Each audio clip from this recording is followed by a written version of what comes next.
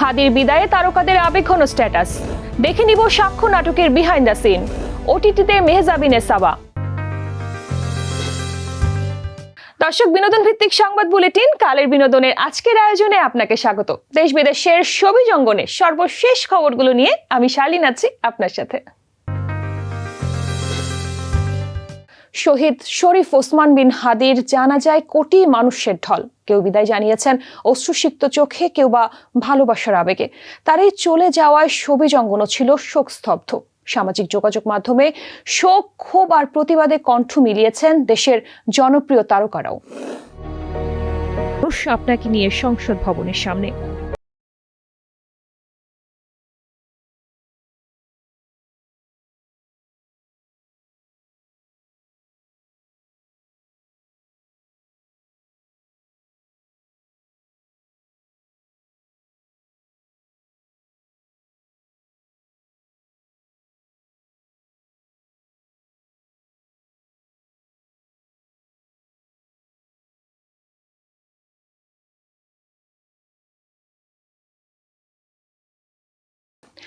নাটকের নাম স্বাক্ষর। এতে অভিনয় করেছেন জনপ্রিয় অভিনেত্রী তাসনুভা তিশা, আর তার বিপরীতে রয়েছেন আরেক জনপ্রিয় অভিনেতা ইফতেখার ইফতি। ট্র্যাজেডি ঘরানার এই নাটকের শুটিং হয়েছে উত্তরার একটি হাসপাতালে। কয়েকজন নিম্নবিত্ত লাশবাহী ফ্রেজিং গাড়ির চালকের জীবনের ঘাত প্রতিঘাতকে কেন্দ্র করে নাটকটি নির্মাণ করেছেন নির্মাতা রনি খান। বাস্তবতার ছোঁয়ায় গড়া এই গল্পে উঠে এসেছে জীবনের কঠিন সত্য আর অনুভূতির গভীরতা। দর্শক, আজ আমরা দেখব কিভাবে নির্মিত হচ্ছে এই নাটকের শুটিং। মিকাইলের ক্যামেরায় শুটিং এর খুঁটিনাটি তুলে ধরছেন জাকির আহমেদ।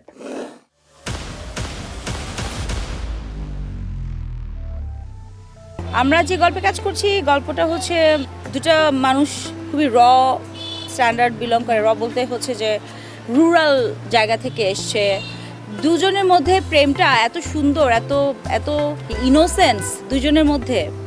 সেই প্রেমটার একটা পূর্ণতা যখন পায় না, এবং শুধু পূর্ণতা না, একটা ট্র্যাজেডির মাধ্যমে আসলে নাটকটি আমরা দেখতে পাবো শেষ হয়েছে।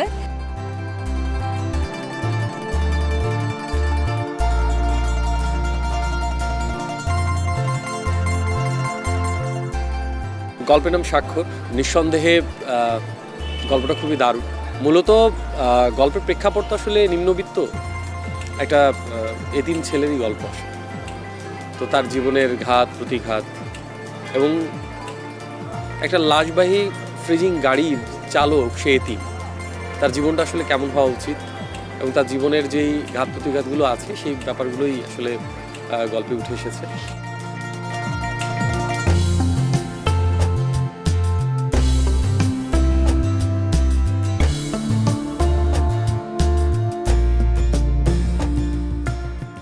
আসলে বার্তা থাকুক না থাকুক, এন্টারটেইন যেন হয় ওনারা, সেটা যেভাবেই হোক, একটা স্যাড গল্প হোক অথবা হ্যাপি গল্প হোক, কমেডি গল্প হোক, থ্রিলার হোক, যাই হোক, এন্ড অফ দ্য ডে যদি মানে অ্যাজ আ কন্টেন্ট যদি সেটা ভালো হয়, হুইচ ইজ ইম্পর্টেন্ট।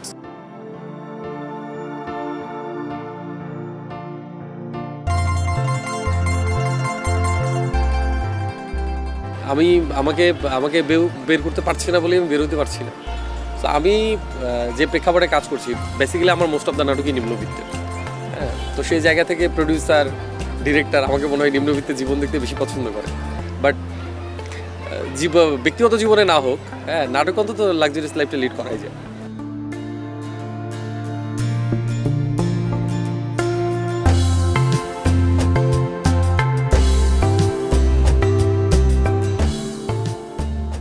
এই স্ক্রিপ্টটা আসলে বেসিক্যালি গল্পটা এরকম জনরার গল্প। শেষে গিয়ে আমরা বড় একটা ট্র্যাজেডি বা বড় একটা মর্মান্তিক একটা মুহূর্তে পৌঁছে। সবচেয়ে বড় বিষয়, এই গল্পটা আমি 2 বছর ধরে রেখে দিয়েছি এই কারণে, আমি এই গল্পটা নিয়ে আমাদের ইন্ডাস্ট্রি অনেক আর্টিস্টের কাছে গিয়েছি। এটা আমার একটা জিত বলতে পারেন। এই স্ক্রিপ্টটা যখন আমি আমাদের ইন্ডাস্ট্রির বেশ কিছু আর্টিস্টের কাছে গিয়েছি, তো তারা ওইভাবে আমাকে ডিল আমার সঙ্গে করেনি, বা আমাকে ওইভাবে স্পেস দেয়নি, বা গল্পটাও আমি তাদেরকে ওইভাবে শোনাতে পারিনি। তো ফাইনালি একদিন আমি ইফতির সঙ্গে আমার দেখা হলো, আমি ওরা বললাম যে বন্ধু এরকম একটা প্ল্যান, এরকম একটা গল্প আসছে। বলতেছে আমি করবো গল্পটা। বললাম তোর সাথে যাই, এই জন্য আমি তোর সাথে দেখা করছি। এটা আমার পরম পাওয়া যে আমি এই একটা ভালো গল্প মেক করার জন্য আমি প্রায় 1.5-2 বছর অপেক্ষা করেছি।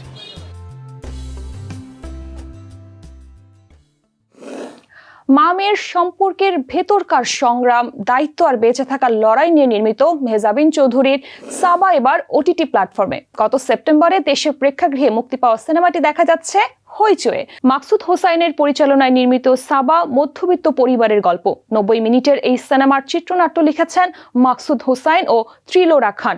গল্পে দেখা যায় বাবা নেই, অসুস্থ মায়ের একমাত্র ভরসা সাবা। সংসারের দায়িত্ব আর মেয়ের প্রতি ভালোবাসার গল্পে অনবদ্য অভিনয় করেছেন ছোট পর্দার জনপ্রিয় মুখ মেহজাবিন চৌধুরী। দর্শক, এই মুহূর্তে নিয়ে নিচ্ছি ছোট্ট একটি বিরতি। ফিরে এসে জানবো নতুন লুকে viral Kiara Advani. Betting app মামলায় তারকাদের সম্পত্তি বাজেয়াপ্ত। এবার কোদাল হাতে টম ক্রুজ রয়েছে চমক। টানা তৃতীয়বার অর্জন করেছে দেশের সেরা সুপার ব্র্যান্ড স্বীকৃতি বসুন্ধরা টিস্যু। বিরতির পর আবারও স্বাগত কালের বিনোদনে। শোবিজ দুনিয়ার আরো খবর নিয়ে সাথে আছে আমি শার্লিন। ঝলমলে আলোয় দাঁড়িয়ে কিয়ারা আদভানি।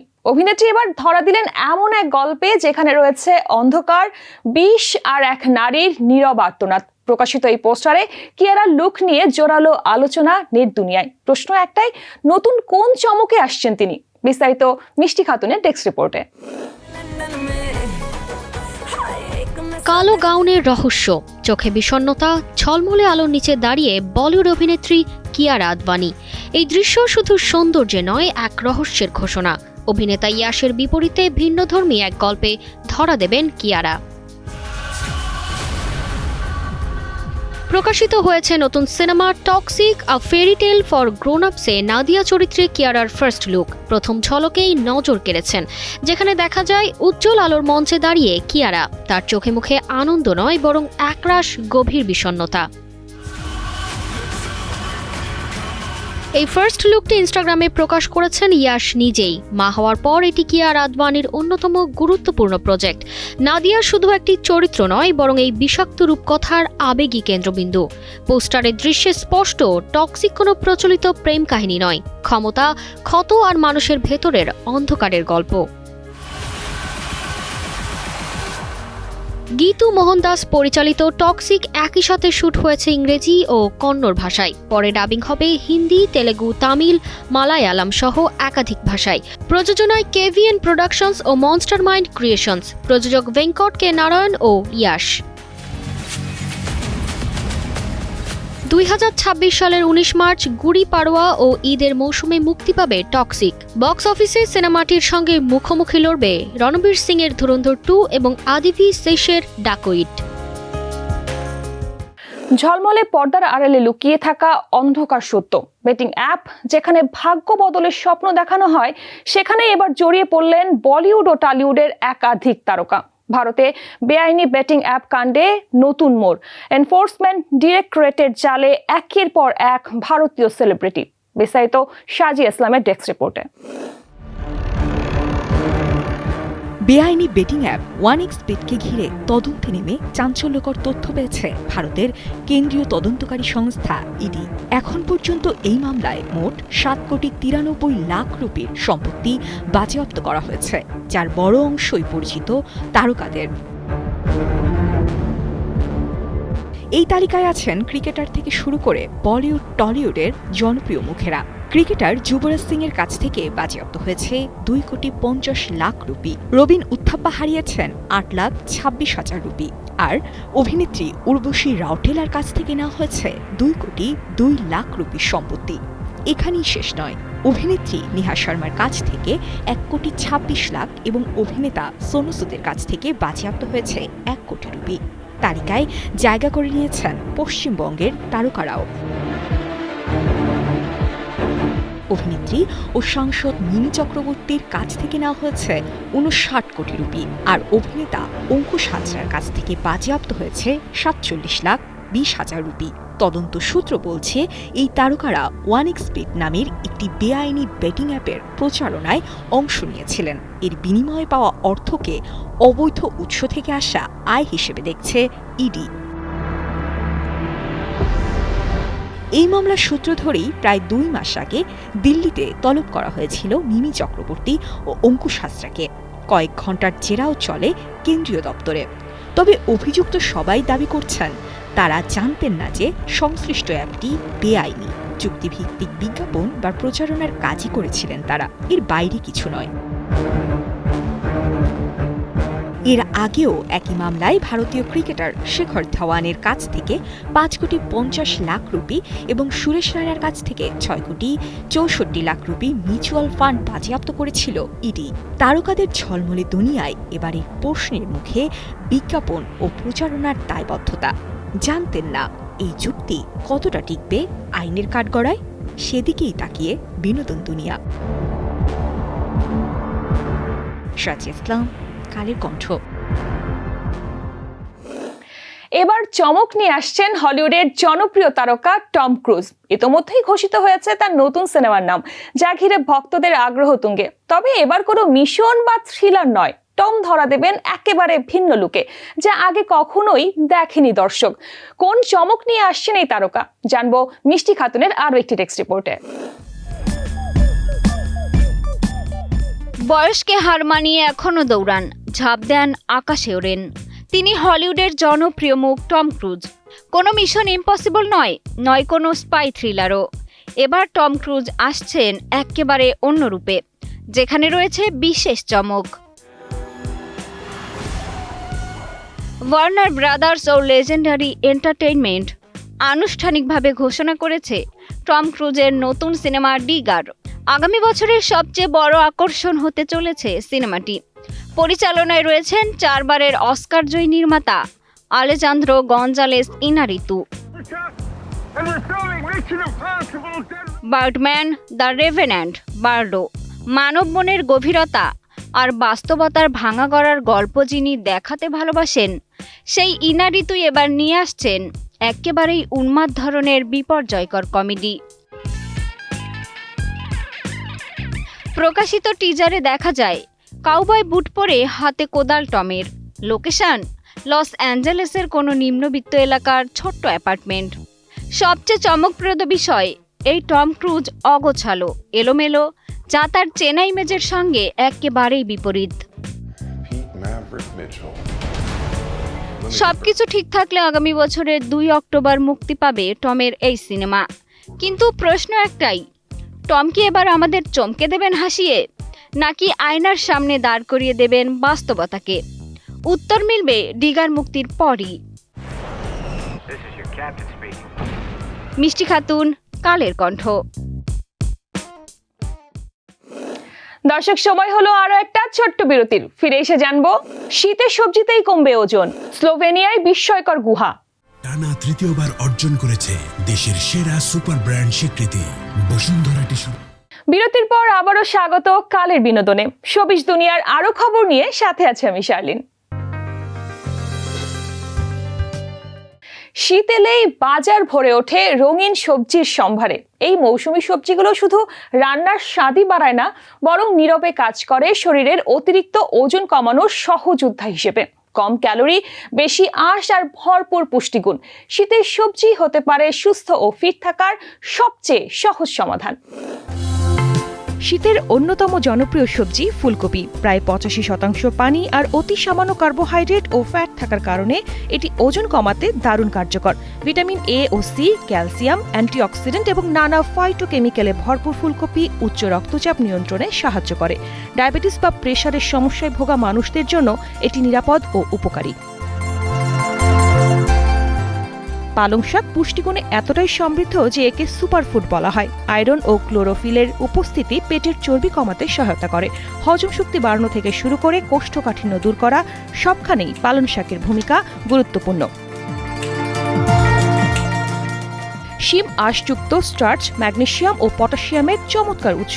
এটি রক্তের শর্করার মাত্রা নিয়ন্ত্রণে রাখে এবং অন্ত্র পরিষ্কার রাখতে সাহায্য করে।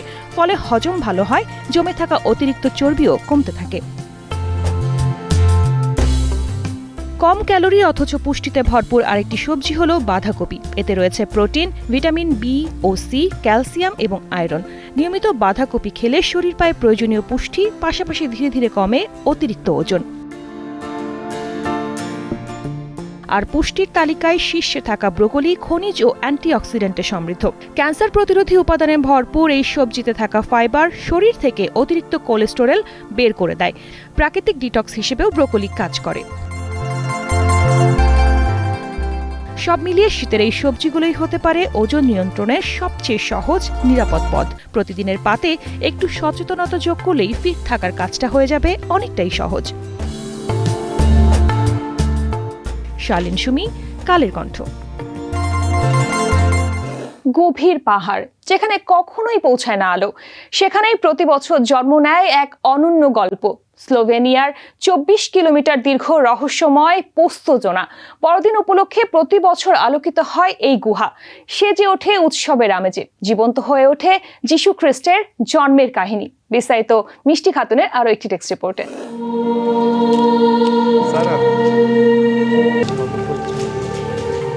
স্লোভেনিয়ার ঐতিহাসিক গুহা পোস্তজোনা, হাজারো দর্শনার্থীর ভিড়। নীরব পাথরের দেয়ালে ভেসে ওঠে সুর, আলো আর বিশ্বাসের এক অনবদ্য মেলবন্ধন। বড়দিনে শিল্পীদের সম্মিলিত পরিবেশনায় মুখরিত হয় পরিবেশ।